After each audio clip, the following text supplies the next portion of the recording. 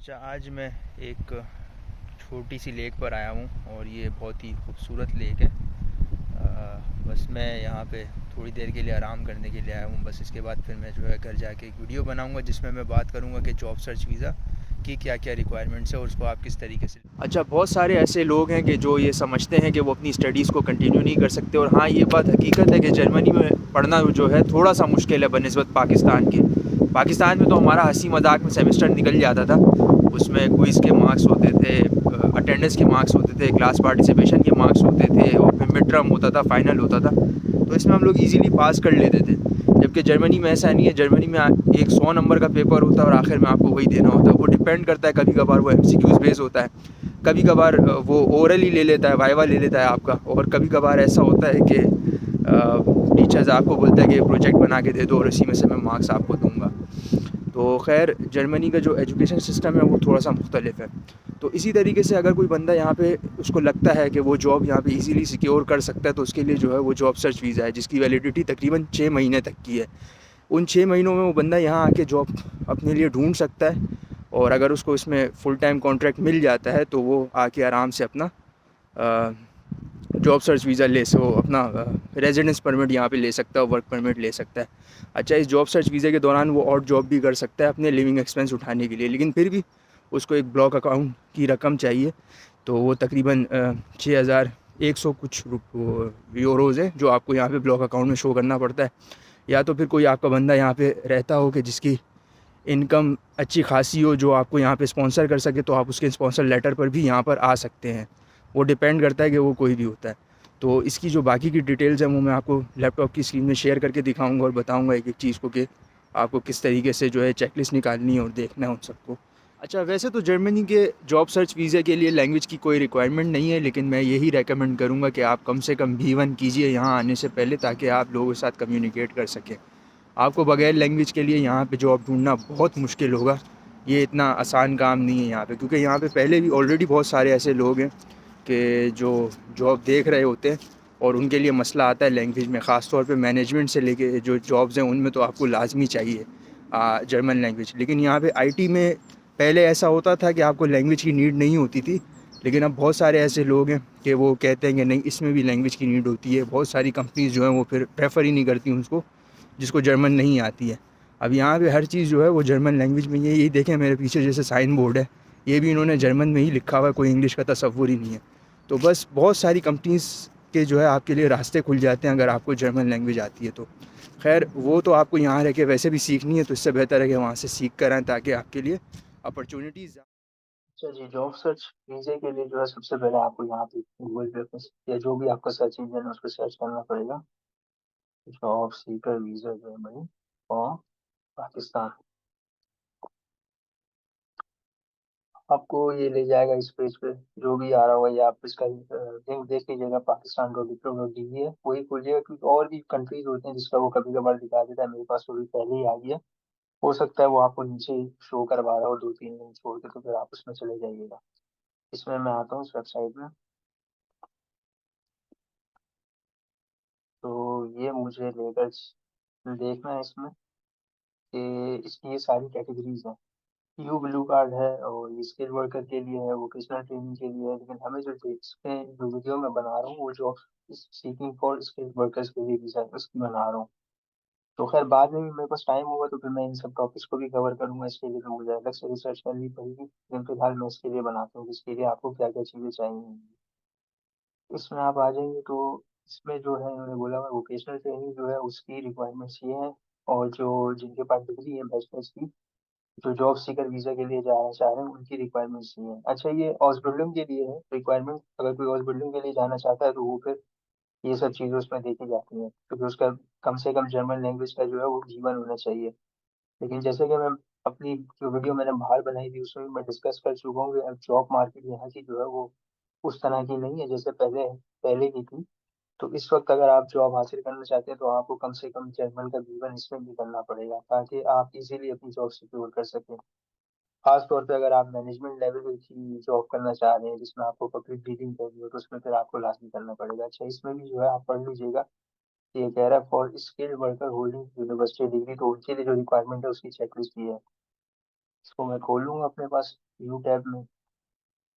अच्छा, इसमें ऐसा मुझे पहले से ही बता दिया कि क्या नाम है, आपने जो है अपना खुद का जो एप्लीकेशन फॉर्म है वो आप डाउनलोड करेंगे, उसको साइन करके आप लेके जाएँगे। शायद वो फॉर्म जो है वो यहाँ पर आप जाएँगे, अ, इसकी जितनी भी डिटेल्स हैं वो सब आप फिल करेंगे। जैसे ये आपका फैमिली नेम है, फॉर्मल नेम है, जब कंट्री ऑफ बर्थ प्लेस, ये सब आपकी जो पर्सनल डिटेल्स हैं वो डालनी है। यहाँ पे पेरेंट्स की डिटेल आपने डालनी है।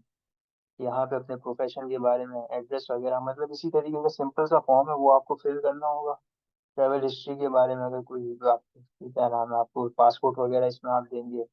और बाकी की सारी चीज़ें कि आपको जर्मनी स्टे का पर्पस क्या है, ये सब चीज़ें आपको जो है वो देनी पड़ेंगी इसमें। आप वहाँ पे जाके कहाँ पे रहेंगे, आपकी सोर्स ऑफ इनकम क्या होगी, यहाँ पे आप अगर ब्लॉक अकाउंट है तो वो देंगे, अगर स्पॉन्सर लेटर है तो वो देंगे।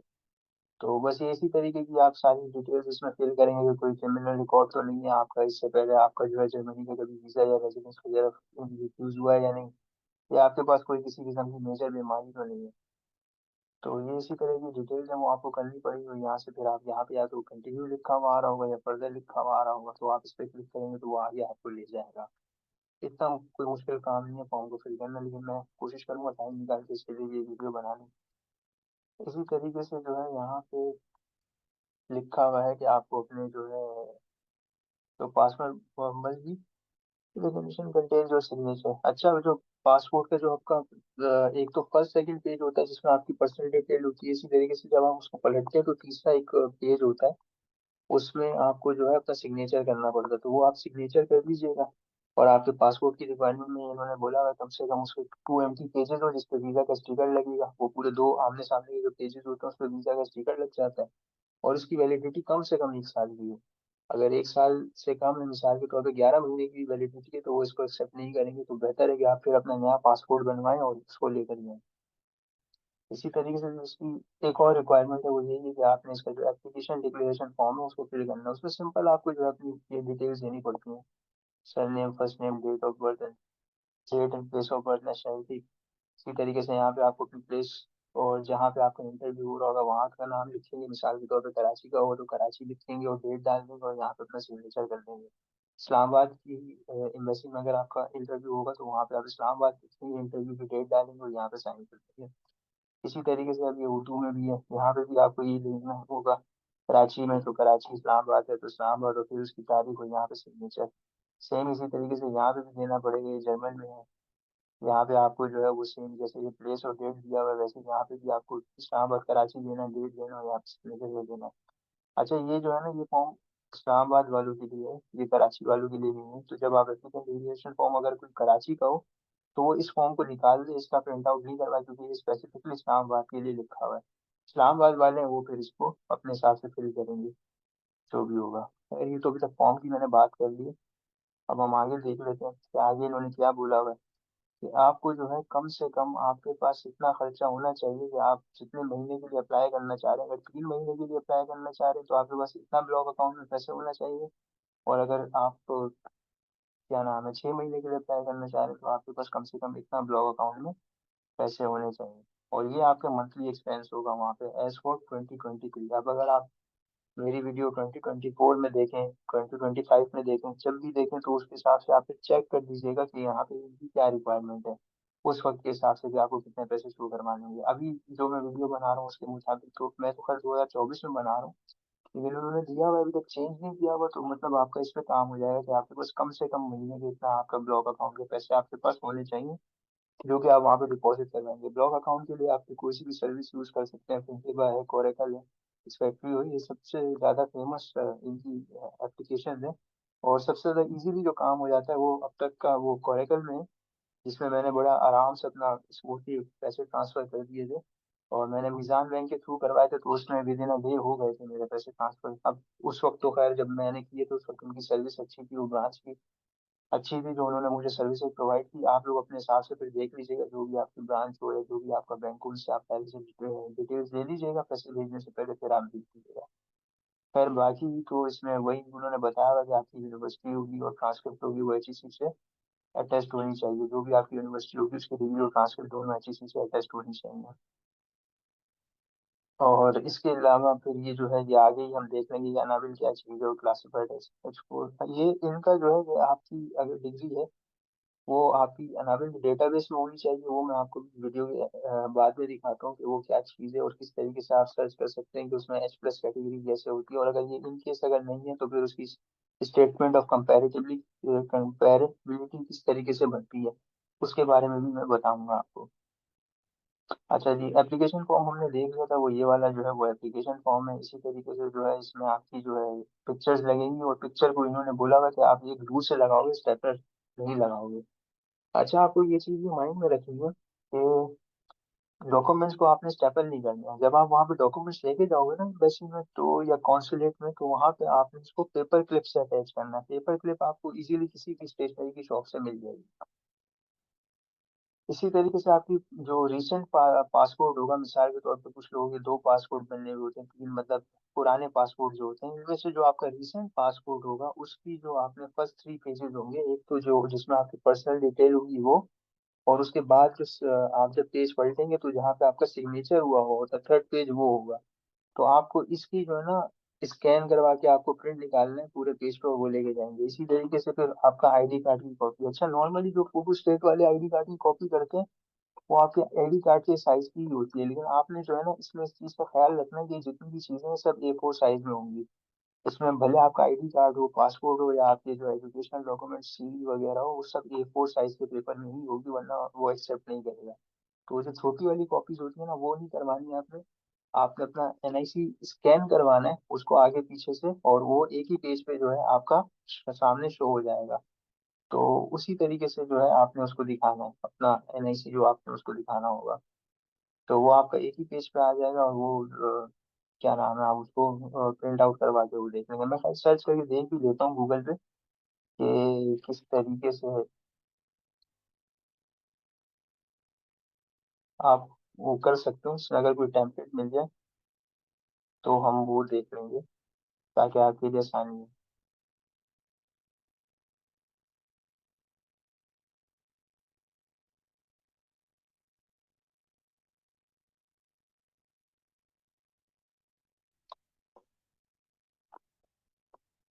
अच्छा, जैसे ये आ गया, इसी तरीके से आपका NIC जो है वो पूरे के पूरे पेज पर आना चाहिए, इसी तरीके से जैसे ये इसमें दिया हुआ है। तो बस ये, इससे अच्छी और कोई एग्जाम्पल नहीं होगी कि आप ये सर्च कर लीजिएगा, देख लीजिएगा और फिर उसी तरीके से फोटो कॉपी वाले को या प्रिंट वाले को बता दीजिएगा कि मुझे इसी तरीके से A4 साइज के पूरे पेज पे चाहिए। अच्छा, एप्लीकेशन डिक्लेरेशन फॉर्म है इसके बाद चौथी रिक्वायरमेंट, वो तो हमने ये रहा एप्लीकेशन डिक्लेरेशन फॉर्म, इसी को कहते हैं जो हमने ऊपर से खोला हुआ था। ये भी मैंने आपको बता दिया इसको किस तरीके से करना है। अच्छा, जो आप जब अपॉइंटमेंट अपनी बुक करेंगे तो वो जो ईमेल आई हुई होगी आपके पास, तो उस ईमेल, अच्छा, ईमेल आपने प्रिंट निकलवाने के बाद जो है हमारे पास जो है वो ये रिक्वायरमेंट है। लेकिन ये जब जब अगर आपका इन केस पास्ट में कभी किसी कंट्री का वीज़ा रिफ्यूज हुआ हो तो फिर आपको जो है उसके जितने भी रिटर्न एक्सप्लेनेशन है वो आपको लेकर जानी होगी कि किस वजह से आपका वीज़ा जो है रिजेक्ट हुआ है। इसके अलावा जो सेवेंथ रिक्वायरमेंट है वो यही है कि एजुकेशनल अकेडमिक प्रोफेशनल करिकुलम वगैरह। अच्छा, इसमें आपको क्या करना है कि आपके जो भी एजुकेशनल डॉक्यूमेंट्स हैं उसकी, मतलब जो भी आपकी एजुकेशन, एकेडमिक एजुकेशन हो, भले वो सर्टिफिकेशन हो या प्रोफेशन हो, वो सब आपने जो है उसकी एक CV बनानी होगी। और ये CV आप जो बनाएंगे वो यूरोपास पे बनाएंगे, यूरोपास के जो वेबसाइट है उसके थ्रू आप बनाएंगे। ये मैं खोल लेता हूँ। सिंपल ये वेबसाइट है, इसमें बता रहे हैं कि क्रिएट योर यूरोपास CV। अब अगर मैं इसकी वीडियो में बना के दिखाऊंगा तो वीडियो बहुत लंबी हो जाएगी। तो सिंपल आपने इसमें अपना अकाउंट क्रिएट करना होगा, अपनी डिटेल्स देनी होगी, और डिटेल्स देने के बाद जो है वो आपको एंड में अपने कुछ फॉर्मेट्स दे देगा कि आपको किस फॉर्मेट में चाहिए। तो आप उसमें से कोई भी फॉर्मेट सेलेक्ट कर लीजिएगा और अपनी CV बना लीजिएगा। अच्छा, ये बात माइंड में रखिएगा कि वो आपकी यूरोपास पर ही बनानी है, उसमें आप सारी अपनी डिटेल्स दे देंगे, एजुकेशनल, एकेडमिक, प्रोफेशनल एक्सपीरियंस आपका जो भी होगा वो आप उसको बताएंगे, अपनी पर्सनल डिटेल्स बताएंगे, तो वो आपको एट दी एंड आपको वो CV बना के दे देगा। तो वो CV आपने लेके जानी है। अच्छा, इसी तरीके से proof of job seeking preparation. अच्छा, ये आपको दिखाना होगा वहाँ पे कि आप किस सिटी में जा रहे हैं, उस सिटी में कौन कौन सी कंपनीज है ये जो आपके प्रोफेशन से रिलेटेड जॉब आपको दे रही होगी, या तो अगर आपके पास कोई जॉब ऑफर होगा या जॉब इंटरव्यू इन्विटेशन होंगे, जॉब इन लोगों के उस केस में आपका केस बहुत स्ट्रांग हो जाएगा। अगर ये चीज नहीं है तो फिर यहाँ पे जो ये तीसरी रिक्वायरमेंट है वो ये है कि जॉब सीकिंग लिस्ट आपने उन कंपनीज को टारगेट करना है जो जर्मनी की है, जिनमें आप चाहते हैं कि आप यहाँ पे काम कर सकते हैं, और उसके मुताबिक आप परफेक्ट कैंडिडेट्स हैं कि आप उस कंपनी में इजीली जॉब हासिल कर लेंगे अगर आप वहाँ पे पहुंच जाएंगे तो ये जो है एक तरह से आपने लिंक्डइन पे या इंडीड पे बैठ के इन कंपनीज की लिस्ट निकालनी है और देखना है कि कौन कौन सी ऐसी कंपनीज है कि जिनसे आप जिनकी जो जॉब ओपनिंग है उसमें आपके स्किल सेट मैच कर रहे हैं। तो वो आपको उसका प्रिंट आउट वगैरह लेकर जाना है, उसकी पूरी रिसर्च करके, और उनको वो दिखाना है कि हाँ मैंने ये प्रिपरेशन की हुई है, कि मैं यहाँ पे वेला ऐसे ही जा रहा जो वहाँ पे जॉब सीकिंग सर्चिंग वीजा पे, कि मेरी कोई अपना होमवर्क नहीं हुआ हुआ, और मैं आप उसको दिखाएंगे कि ये सारी की सारी मैंने कंपनीज को लिस्ट पॉइंट आउट किया हुआ है कि इनको कंपनीज को मैं टारगेट करूंगा अपने इंटरव्यू के लिए, और मैं इनकी जो है जो भी इनकी रिक्वायरमेंट्स है उससे मैं मैच कर रहा हूँ, मेरा स्किल सेट इससे मैच कर रहा है। तो इससे जो है आपका जो वीज़ा है वो वीज़ा की जो फाइल है वो स्ट्रांग हो जाएगी। अच्छा, ये मेन चीज़ है जो ब्लॉक अकाउंट की मैं ऊपर आपके साथ डिस्कशन कर चुका था कि आपके पास जो है वो तकरीबन यहाँ पे मेंशन है कि 1027 के मुताबिक आपके पास जो है वो 6162 यूरो, मतलब 6162 यूरोस आपके पास होने चाहिए ब्लॉक अकाउंट में, तो वो आपने यहाँ पे दिखाना होगा। इसके अलावा जो ये तीसरा है वो जो है डिक्लेरेशन ऑफ कमिटमेंट है। इसका मतलब ये होता है कि आपका कोई रिश्तेदार जो है वो जर्मनी में रहता है और वो आप उसकी इतनी इनकम है कि वो इजीली अपने भी एक्सपेंसेस उठा सके और साथ में आपका भी जो है मंथली एक्सपेंस उठा सके। मतलब उसके खर्चे भी सारे पूरे हो जाने के बाद, जितने भी उसके खर्चात है वो सब पूरे हो जाने के बाद उसके पास इतनी अमाउंट बचती है कि वो आपका 1027 यूरो का खर्चा आराम से बेयर कर सके।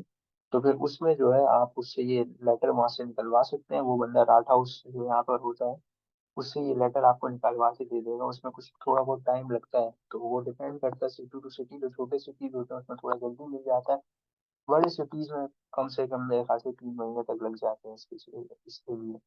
तो ये आपने जो है अगर आपका कोई स्पॉन्सर है जो आपको स्पॉन्सर करना चाहता है, वो इतने पैसे कमाता है कि वो आपको इजीली स्पॉन्सर कर सके, तो आप उससे लेटर भी दे सकते हैं, इससे आपका एग्जाम्प्ट हो जाएगा ब्लॉक अकाउंट। अच्छा, इसके अलावा जो है आपके पास इतने पैसे पाकिस्तानी बैंक अकाउंट में होने चाहिए 400 यूरो के बराबर।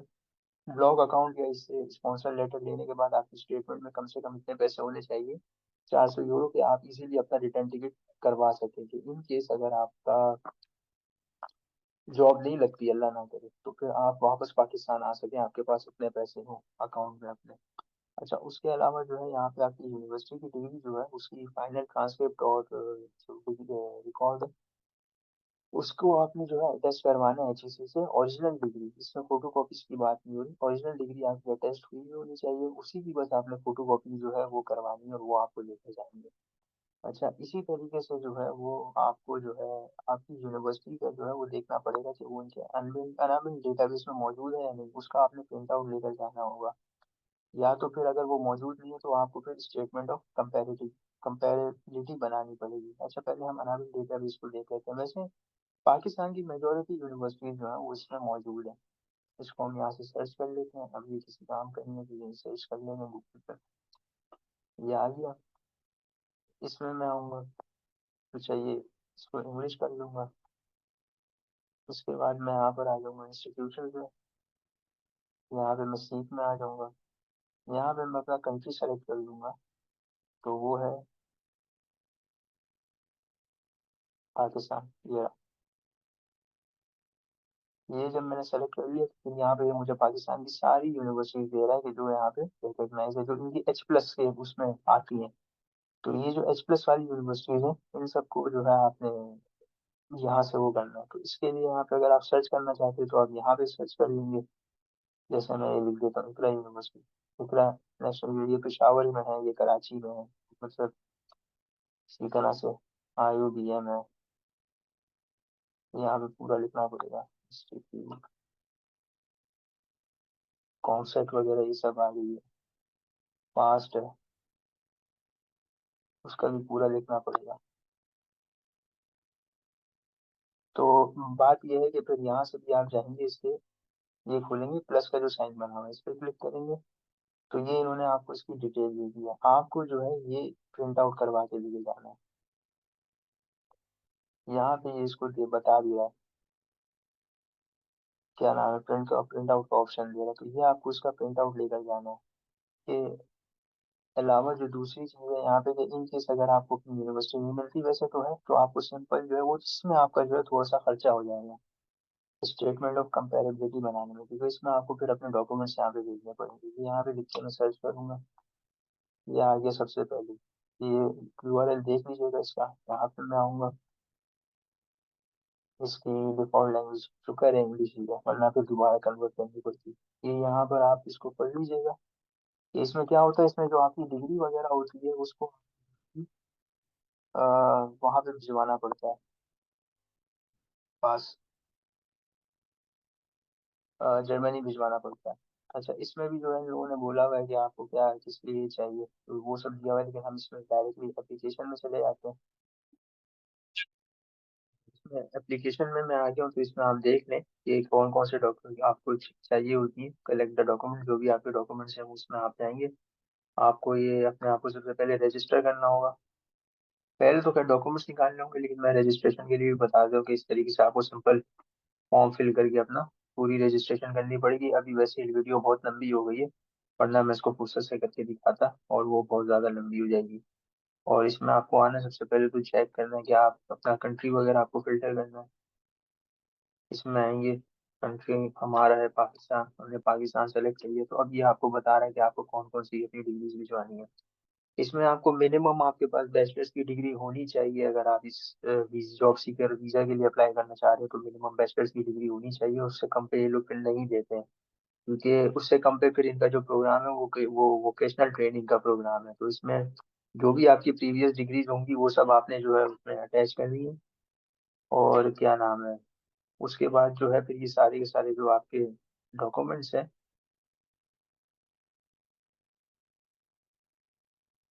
इनको आपको जो है वो इनके एड्रेस पे भिजवाने हैं। एप्लीकेशन फॉर्म फिल करके वो सब अटैच करके इनके एड्रेस पे भिजवाने हैं। और इसकी जो है वो ज़ाहिर है एक फीस भी है। वो फीस मैं आपको दिखा देता हूँ कि वो क्या कितनी है इनकी फीस। उसके लिए हम यहाँ पर आ जाएंगे। इसकी फीस तकरीबन 200 यूरो है जब आप पहली दफ़ा भेजेंगे तो, और दूसरी दफ़ा अगर आप एप्लीकेशन करेंगे तो फिर इसकी 100 यूरो है। उसके बाद इन्होंने दूसरी दफ़ा का उन्होंने स्टेप भी प्रोवाइड कर दिया कि आपको किस तरीके से कौन कौन से स्टेप ये वो करने हैं। और वैसे तो आपको जो है वो अनाविल के डेटाबेस में मिल जाएगा अपना जो भी आपकी वो है डिग्री है। लेकिन इन केस अगर अल्लाह ना करे वो नहीं होती है, तो फिर आपको जो है वो ये करना पड़ेगा, और इसकी फीस है वो आपको सबमिट करवानी पड़ेगी। ये हमारी इसकी 12th रिक्वायरमेंट हो गई है। अच्छा, उसके बाद जो है वो practice licence by competent German authority. अच्छा, इसलिए उस उन डिग्रीज के लिए, जैसे आपने फार्मेसी की हुई है तो उसके लिए आपके पास लाइसेंस होना चाहिए। वो मेरे ख्याल से 2 साल जॉब करने के बाद पाकिस्तान में मिलता है, या फिर कोई वो जैसे पीईसी वगैरह के लाइसेंस होते हैं इंजीनियरिंग के, अगर उनके आपके पास लाइसेंस है तो वो भी आपको जो है लेकर जाने चाहिए। और लेकिन अगर नहीं है, मिसाल के तौर पे आपने बीबी एमबीए किया हुआ है या बीएस कंप्यूटर साइंस किया हुआ है जिसमें आपके पास कोई लाइसेंस की आपको नीड नहीं है, तो फिर तो ये आप पे एप्लीकेबल नहीं होता। इसमें लिखा हुआ है ये दो चीजें जो है वो इसलिए है कि इनकेस अगर आपके पास हो तो फिर आपको करना होगा। अगर वीजा रिफ्यूज का भी कोई इसमें जरूरी नहीं है और ये भी इसमें जरूरी नहीं है। अच्छा, चौथी जो इम्पोर्टेंट चीज़ है वो है हेल्थ इंश्योरेंस। वो कितनी चाहिए आपको, वो उसी ड्यूरेशन की चाहिए कि आपको वो कवर कर सके। मिसाल के तौर पे आपने अपॉइंटमेंट बुक करी और आपको अपॉइंटमेंट मिल गई है, और आपका जो इरादा है जाने का वो अपॉइंटमेंट के 3 महीने बाद 4 महीने बाद है, तो फिर आपको जो है अपनी हेल्थ इंश्योरेंस बुक करवानी पड़ेगी। अच्छा, उसके लिए सिंपल आपने जो है वो यही करना है। मैं यहाँ आ जाता हूँ, यहाँ पे लिख लेता हूँ health insurance providers in Germany. तो आपको काफी सारे मिल जाएंगे इसमें। बारमर है सबसे ज्यादा जो चलने वाला है, उसमें टीके है ये वाला, ज्यादातर लोग जो इसमें करवाते हैं। ये कहाँ गया, खैर इसमें मुझे नजर नहीं आ रहा। वैसे टीके है, एओके है, बारमर है, ये तीन जो है वो सबसे ज्यादा इसमें चलते हैं। आप इनसे जो है अपनी हेल्थ इंश्योरेंस ले सकते हैं, और बाकी आप और भी देख सकते हैं, आपको जिसमें जो सबसे सस्ती लगे आप वो ले लीजिएगा। तो उसके लिए ये भी आपको जो है वो वीज़ा की रिक्वायरमेंट में शामिल होता है कि आपने वो हेल्थ इंश्योरेंस उनकी ली हुई हो। अगर आप 6 महीने के लिए जाना चाह रहे हो तो 6 महीने की हो, और अगर 3 महीने के लिए जाना चाह रहे हैं तो 3 महीने की हो।